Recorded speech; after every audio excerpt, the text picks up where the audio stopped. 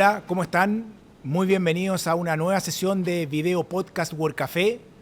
Hoy estamos aquí con Jorge Valencia y tenemos hoy día una tremenda invitada.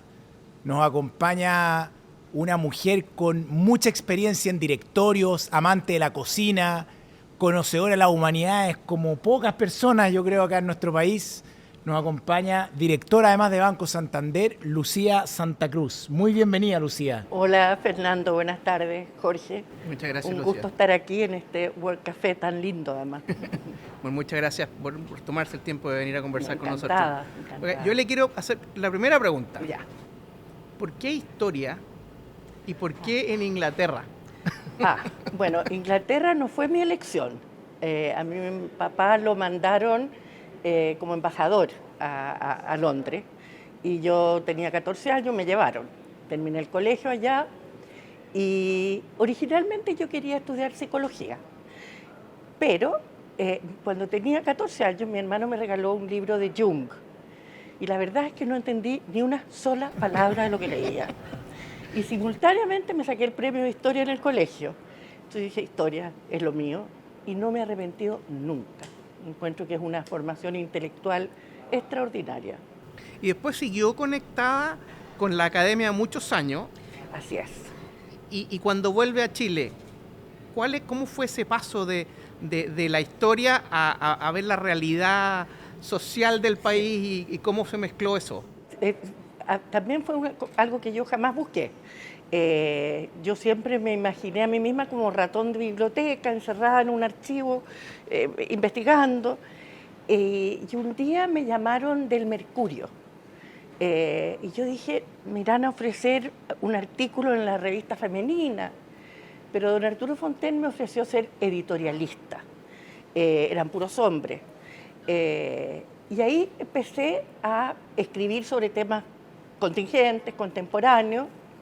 Y ahí después de eso fue una cosa tras otra que me fueron sucediendo. Entre otras, entrar al mundo de la empresa en un momento en que Nestlé quería incorporar mujeres. Y me invitaron a formar parte del directorio de lo que era en ese momento Chiprodal, porque todavía no se llamaba Nestlé. Y después me sucedió que vino el presidente de la Nestlé, y me acuerdo que era un día de una lluvia espantosa y había una comida y yo tenía que ir sola. Dije, no, pero voy a ir. Y resulta que me entendí muy bien con el presidente y me ofreció ser miembro del directorio en Suiza, en el board principal, donde estuve por 5 años, no residiendo allá, pero yendo y viniendo. Ahí, por la conexión con Nestlé, me invitaron a ser directora de la Zurich, la compañía de seguros, y de ahí a lo que considero que es mi mejor destino, que es directora de este banco. Oye, Lucía, tengo dos preguntas. Una, tuviste en Inglaterra y directora en Suiza. Uh-huh. ¿La cerveza o el chocolate? ¿Qué te gusta más? El chocolate. El chocolate. Desgraciadamente. ¿Ah, sí? ¿Con harto cacao o no tanto? Pero no tanto. Ya. Sí, no, 70%. Está bien, sí, qué bueno. sí. ¿Y suizo? ¿Te gusta el chocolate suizo? Me encanta. Qué bueno. Sí. Oye, y lo segundo es, tú te fuiste a los 14 años a Inglaterra, comentabas. ¿Cuándo volviste a Chile? ¿En qué año volviste yo a Chile? volví en diciembre del 73. Entonces yo terminé mi colegio interna sin hablar inglés porque yo venía de un colegio francés. Y ahí fui primero a la Universidad de Londres, después hice mi posgrado en Oxford, siempre en historia, y después trabajé, fui asistente de investigación de varios autores, Uh-huh. en biografías, memorias de políticos, etc. Y me vine a casar en 1973, en diciembre. Mis padres obviamente se vinieron en el año 70 cuando partió la Unidad Popular, pero yo me quedé ese tiempo allá. Y ahí, porque tú dijiste las cosas fueron sucediendo, así como que uno mirara las estrellas y suceden las cosas, pero tanto el Mercurio como ese primer directorio tuyo, ¿no es cierto?, en Nestlé y posterior, ¿qué porque tu perfil como no era tradicional, era una Para persona que nada. venía de las humanidades, mujer, que ya era disruptivo en esos momentos. Bueno, yo ¿Qué fui- habilidades crees tú que buscaban en ese momento? A ver, yo fui la primera directora mujer de una empresa IPSA, eso para partir.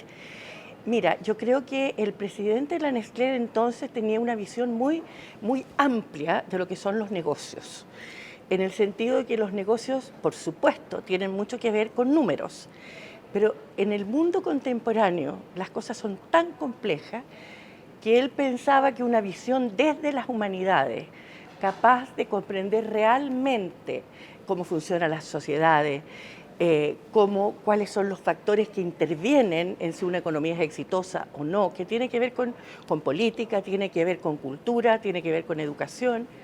Y yo creo que hubo dos razones por las cuales me lo ofrecieron. Uno, que era mujer, porque cuando me nombró en Suiza, nombró también a otra mujer y dijo una frase que para mí es célebre: nombrar a una mujer en un directorio es una coartada, nombrar a dos es una política. Y yo creo que en eso fue muy visionario y muy pionero, porque no estaba en la agenda siquiera. Y en ese sentido, ¿cuál? Voy a hacer una pregunta muy amplia, pero ¿cuáles han sido como los cambios más importantes de la sociedad chilena desde, no sé, los últimos 20, 30 años? ¿Qué es lo que nos pasó como sociedad primero cuando crecimos un montón? Y ¿cuáles son, Sí. a su juicio, como los temas más Ese es un centrales? tema fascinante que a mí me ha motivado mucho. Yo escribí un libro que se llama La igualdad liberal, donde entre otras cosas trato el tema de cuáles son los cambios reales que sucedieron en nuestro país. Y yo partí desde la premisa de que sabíamos mucho cómo cambió la economía. ¿No es cierto? Sabemos que se instauró la economía de mercado, se abrieron las fronteras, hubo macroeconomía, etcétera. Pero yo creo que muy pocas personas se habían hecho cargo de cómo esos cambios influyeron en la estructura social chilena. Y ahí yo sostengo que pasaron dos cosas. La economía de mercado no es compatible con una sociedad tradicional donde la cuna sea lo que determina el destino de las personas. Por definición, la economía de mercado exige un sistema meritocrático, porque las personas valen de acuerdo a lo que aportan. El Banco Santander lo que tiene que competir con Japón, con Finlandia, no podría nunca, bajo ninguna circunstancia, tener una política de amiguismo o de pituto. Yo siempre digo, a mí lo que más me halaga de nuestro banco es que a mí me llegan currículum y yo por la vía oficial los mando. Y nunca han contratado a alguien porque yo mandé el currículum. De hecho, no han O sea, contratado no hay que nunca. mandarte currículum No, para trabajar en por ningún Santander. motivo, por ningún motivo. Bueno, entonces eso significó dos cambios el crecimiento económico tan vasto, tan extendido, tan sostenido, produjo dos cambios muy importantes. Uno fue la sustitución de la élite tradicional, agraria, etcétera, por una nueva élite, mucho más empresarial, más conectada con la generación de riqueza, mucho más variada, mucho más múltiple. Pero tal vez lo más importante de todo, creo yo, fue el haber sacado a millones de chilenos de la pobreza. Y eso introduce no solo un cambio en la sociedad, sino que también un cambio en la cultura y en la mentalidad. Porque yo siempre digo, salir de la pobreza no es nada más que cambiar de quintil, no es una figura en un Excel, es algo transformador. Porque de la desesperanza de una vida sin horizonte, las personas pasan a sentir que son dignas, que no dependen de nadie, que pueden tener casa propia, que pueden tener mejores trabajos, mejores salarios. Y eso empodera. Y junto con eso, si uno piensa los avances que hubo en el campo educacional en Chile, donde yo siempre digo en 1970 o antes, el 3% de la población iba a la universidad. Y ese era el 3% que terminaba la educación media, porque el promedio de años de escolaridad de los niños chilenos era de 4 años. Bueno, con el crecimiento económico, con la transformación que tuvimos, tenemos que prácticamente el 50% de la población alcanzó educación superior, de los cuales 70% eran primera generación. Y eso es un cambio radical. Y los niños no tienen 4 años, tienen 12 o 13. Desgraciadamente eso está flaqueando hoy día por la ausencia y por las carencias actuales. Pero eso transforma a un país. Eso hace una población empoderada, que sabe sus derechos y con toda razón los demanda y los exige. Y eso crea tensiones que yo creo que antes a lo mejor no habíamos tenido. Pero en general, todos los cambios tienen cosas buenas y cosas malas. Pero yo creo que esto fue un cambio radicalmente positivo porque se constituyó un país que a mi juicio es más justo que el que a mí me tocó vivir. Oye, Lucía, uno te escucha y cuesta salirse de la coyuntura, porque Chile es un país que vivió una transformación muy grande, ¿no es cierto?, con lo que mencionas tú, la gente, el acceso a bienes, a servicios, a la calidad universitaria. Estamos además en octubre, que es este mes que no sé cómo decir si se conmemora, se rememora, pero en la parte del estallido social. Sí. Y uno mira de cara hacia adelante y dice, bueno, vino esta promesa, esta generación de expectativas se cumplieron, y lo que uno escucha, al menos, y lo que leo hoy día en encuestas, que es parecido a lo que pasa en Europa, es esta sensación de que hoy día esta clase media o los jóvenes ven con una sensación de que no van a vivir tan bien como vivieron sus padres. No.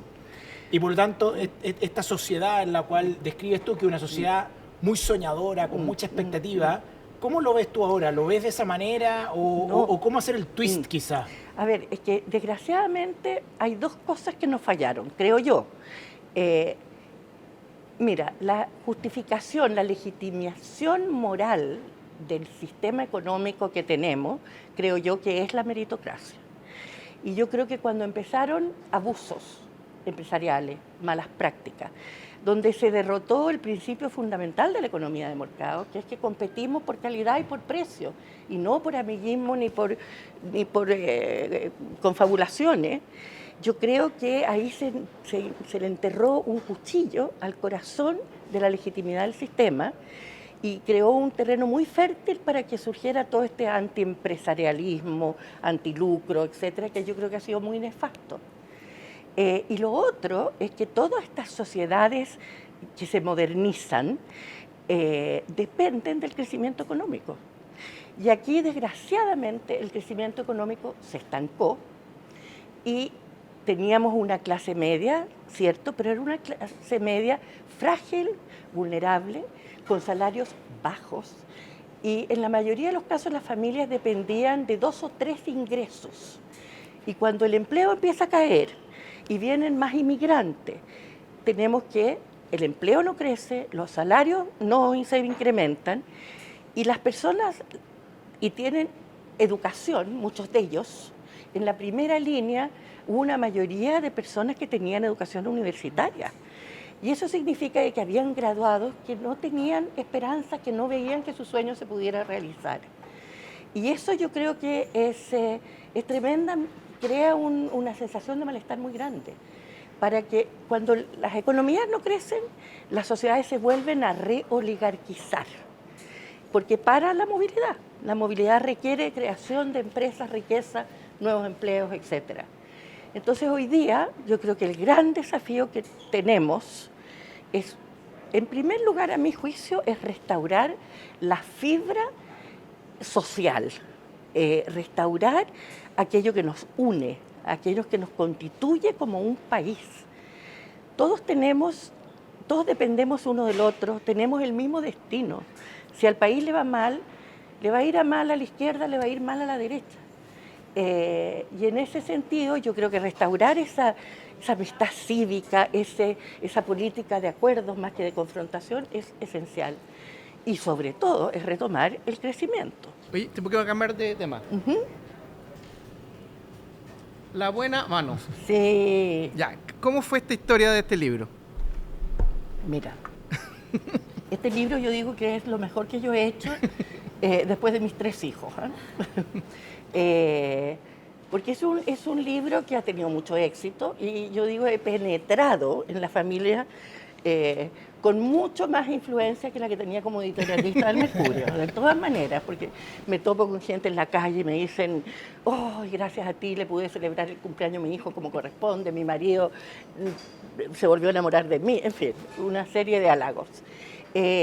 Yo fui fanática de la cocina desde chica. De las primeras visiones mías que tengo es parar en un piso revolviendo, y había una señora maravillosa que trabajaba en mi casa, que no le gustaba que uno fuera a la cocina. ¿Qué viene a hacer usted aquí? Váyase, se me va a cortar la mayonesa, no me van a subir las claras. Entonces era una lucha por estar en la cocina. Bueno, entonces fui juntando recetas desde chica. Y un día la Margarita Serrano, que era una periodista maravillosa, me dijo, ¿por qué no escribes las columnas del Mundo Diners? Y ahí empecé a escribir columnas de gastronomía. Y después en Santillana, Carlos Eduardo Osa me dijo, ¿por qué no hacemos un libro con las columnas y recetas? Y ahí salió. Y ha sido son recetas que resultan y que hacen feliz a la gente y que hacen que la familia cocine junta muchas veces.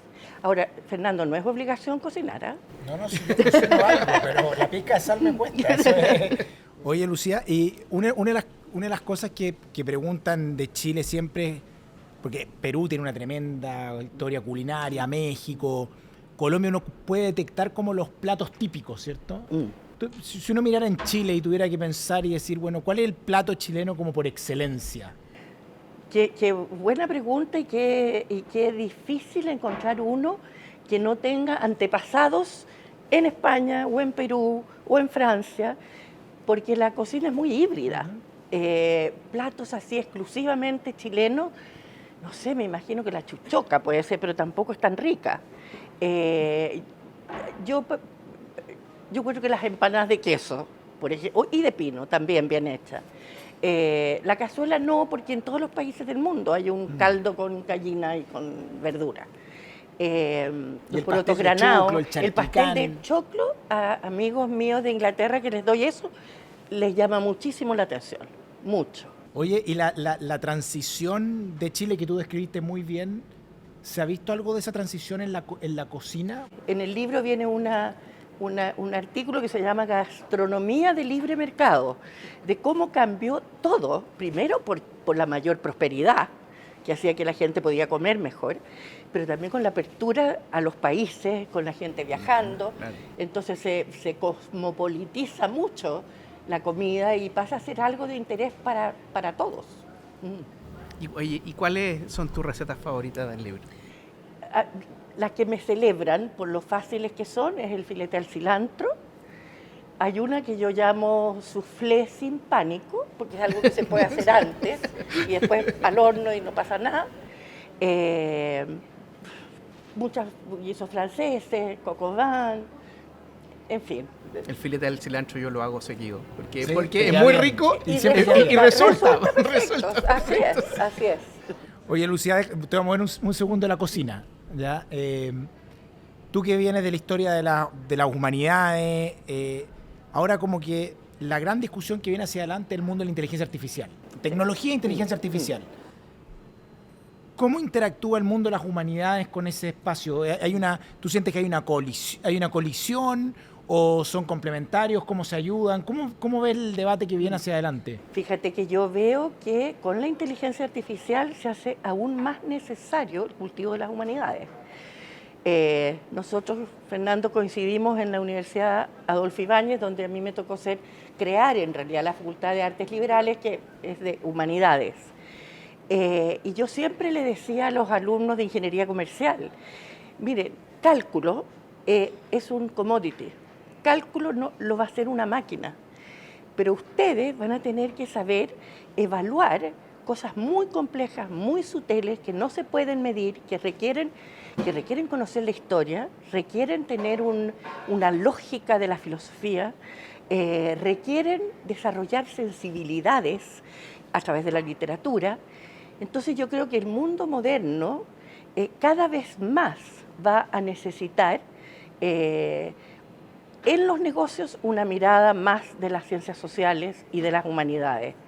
Los problemas son demasiado complejos y yo creo que ha habido... a mí siempre me preguntan qué es lo que has contribuido al ser mujer en un directorio. Y seguramente algo he contribuido por ser mujer. Pero ciertamente siento que he contribuido por tener una mirada distinta, que no se basa nada más que en la evaluación de los números, sino que también en decisiones. Por ejemplo, si se va a invertir en Indonesia, alguien tiene que saber cómo es ese país. Y o si no lo sabe, tiene que saber cómo buscarlo, cómo analizarlo. En fin, yo creo que va a haber cada vez más espacio para las ciencias sociales. Además, que yo creo que va a ser una vida bien dura la de la inteligencia artificial y que vamos a necesitar también espacios como de recreación, de desarrollo del espíritu. Y eso yo creo que se adquiere a través de esas disciplinas. ¿Puedo hacer una última pregunta? Sí, pues. Estás casi fuera de cámara ya a esta altura. En los directorios, en tus directorios, uno siempre cuenta las historias como buenas de lo que pasa. ¿Cuál ha sido si es que se puede contar, lo más complejo que te ha tocado vivir en algún directorio? Sin nombrar la empresa, pero la situación más compleja que te ha tocado vivir. Por ejemplo, mitos. En los directorios, ¿hay peleas adentro o todo es por consenso? ¿Hay discusiones álgidas? ¿Qué es lo más difícil que te ha tocado? A mí la verdad es que lo más difícil me tocó cuando era directora y vicepresidenta de Televisión Nacional. Ahí fue bastante más, hubo cosas más complejas. ¿En qué época te tocó eso? El presidente Lagos me pidió que lo integrara. Estuve 4 años. Ahora, curiosamente, a pesar de que estaban divididos en sensibilidades, nunca hubo una división ideológica. Yo siempre estaba en el mismo lugar que Pepe Salaquet y contra otros que podrían haber sido más afines, pero eso no, yo creo que gracias a Dios no me ha tocado un drama empresarial. Qué bueno. Bueno, Lucía, muchas gracias. Gracias, Fernando. Gracias a todos los que nos escucharon esta nueva sesión de Video Podcast World Café y los dejamos invitados con Jorge para el próximo que viene, pero será sorpresa. Muchas gracias.